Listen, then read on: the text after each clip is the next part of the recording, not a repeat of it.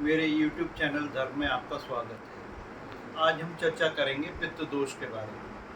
पित्त दोष से संबंधित लोगों में बहुत भ्रांतियां हैं कि पित्त दोष है या नहीं है हमारे कुंडली में। तो आज मैं बताऊंगा कि कैसे आप जान सकते हैं कि कुंडली में पित्त दोष है या नहीं। सबसे पहले ये जानते हैं कि पित्त दोष बनता कैसे है। कुंडली में जैसा कि पित्त दोष दो शब्दों से मिलकर बना है, पितृ और दोष। तो जब भी हमारे पितृ के द्वारा या हमारे द्वारा कुछ गलत कार्यों की वजह से हमारे कुंडली में पितृ दोष का निर्माण होता है। अब वो कौन कौन से गलत कार्य हैं जिनकी वजह से पितृ दोष बन सकता है। तो सबसे पहला हमारा जो कारण है कि माता पिता का सम्मान ना करना, वो पितृ दोष का सबसे बड़ा कारण होता है। दूसरा, किसी व्यक्ति की असमय मृत्यु हो जाना या अकाल मृत्यु हो जाना।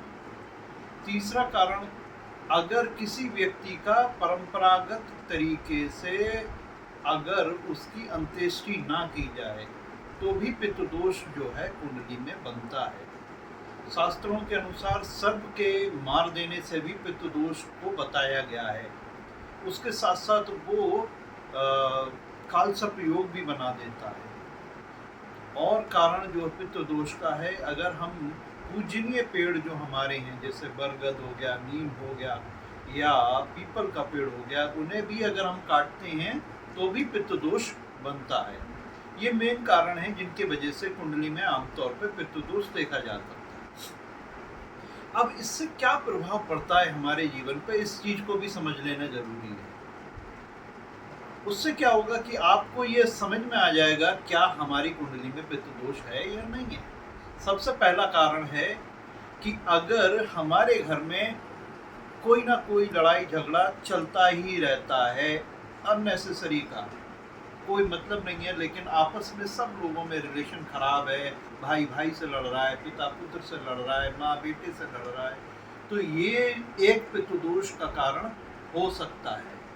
दूसरा, कोई ना कोई परंपरागत तरीके से एक बीमार हमारे घर में पड़ा ही है, कोई ना कोई बिस्तर पे पड़ा है, तो आप समझ लो कि कहीं ना कहीं पितृ दोष से शापित कुंडली हो सकती है।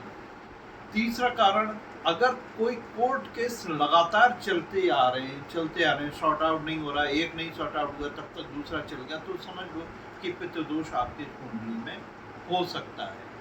अब इसके साथ साथ ये भी देखा गया है कि जिन लोगों के संतान नहीं होती है और संतान होती भी है तो मेल चाइल्ड नहीं होता है, तो वो भी एक पितृ दोष का कारण है।